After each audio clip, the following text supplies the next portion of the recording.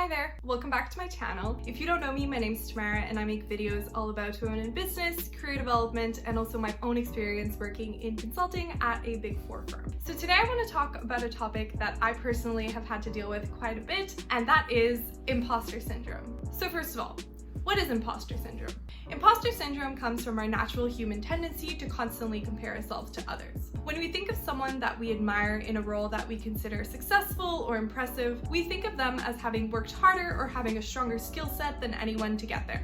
But when we ourselves end up in these positions, we end up feeling like frauds or imposters because we don't necessarily feel like we deserve it. We see the people around us as smarter or hardworking, but ourselves as swindlers who simply got lucky. So why is this? After doing a little bit of research, and yes, I will link all of my sources down below, I found that we view ourselves as not good enough because we view others for the perfect curated exterior they want us to see, and we ourselves know all of our flaws, our insecurities, and our vulnerabilities. Thus, it's super easy for us to imagine that the CEO of a multi-million-dollar company wakes up at 5 a.m. to do Pilates every day, spends time with her kids to do homework every night, and then also has a perfect relationship with her husband or wife. Unfortunately, that's not the reality, and there's a lot outside this perfect exterior that we don't necessarily know. It comes down to us not being able to see ourselves in these positions of success because we know our own impediments, but we don't know those of others. But here's the thing about imposter syndrome.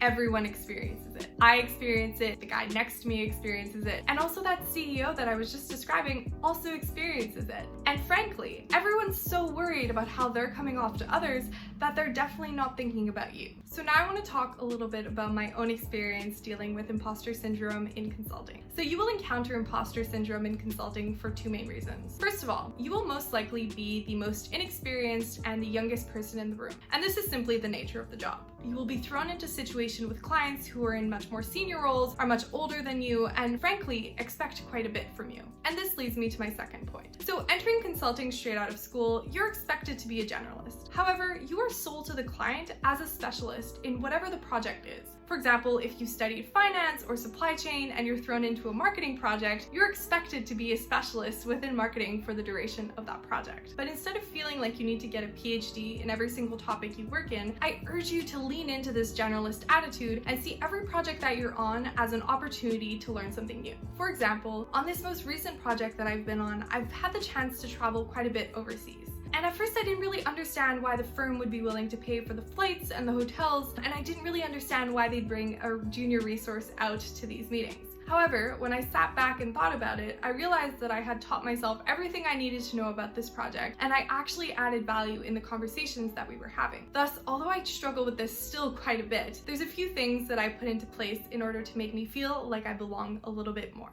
So step one is to do your homework. The more you understand about a project, the more invested you'll be and the more you'll actually feel like a part of the team. In order to do so, you need to leverage the appropriate resources. And there's a couple of ways that you can do this. So first of all, you can look at databases such as Forrester or Gartner to gain more information on a topic. You can also book one-on-one coffee chats with people on the project that you feel comfortable asking questions to. You can use Google because that always works, or you can even leverage an SME, so a subject matter expert. And the beauty of working for a large firm is having a network of professionals who have experience working in exactly the topic you're trying to learn more about. I urge you to try to get to a point where you can explain the topic to someone else without using words or sentences that you've actually just memorized. So for me, I finally felt comfortable on my project when I was asked to onboard a new resource. And at first I was so nervous, but after talking about it, I realized that I knew much more than I actually thought I did. So my second piece of advice is to set your ego aside and get comfortable asking questions. I have been in so many situations where I've been so scared to ask questions for fear of looking silly or like I didn't know what was going on. But I can promise you that if you have it, at least one other person in the room has the exact same question. As I mentioned previously, consultants are generalists, and this applies to you and everyone else on your team. Thus, you need to understand that everyone on your project doesn't know as much as you think they do. It becomes a group effort to actually get a project done and pushed over the finish line. And also, even if it is your lack of understanding, your job as a junior resource is literally to get educated, and so you'll never look silly.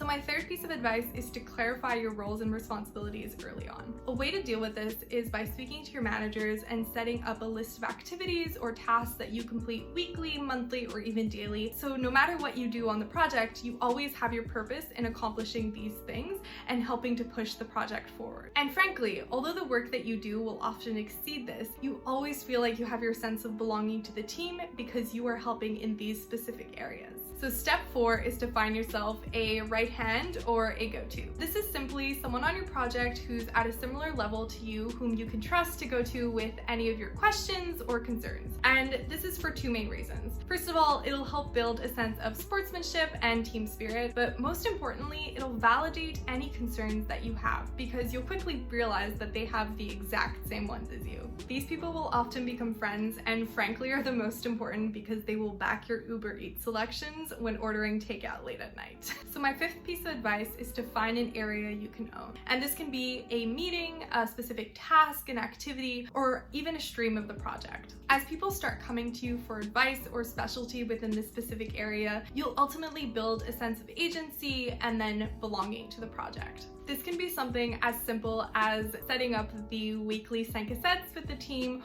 or even being the go-to person for PowerPoint advice. So there you have it, my top 5 tips for dealing with imposter syndrome. I really hope you found this useful regardless of the field that you work in. When it comes to specifically consulting, I urge you to lean into the fact that you are a generalist. You need to come prepared, do your homework, and within time, you will feel like a valuable team member and you'll feel more comfortable in your role. Trust that you are where you are for a reason. So thank you so much for sticking around and watching this video. I really do hope you enjoyed. If you'd like me to address any specific topics, let me know in the comments down below or DM me at Tamara_Belair on Instagram. Cheers, thanks.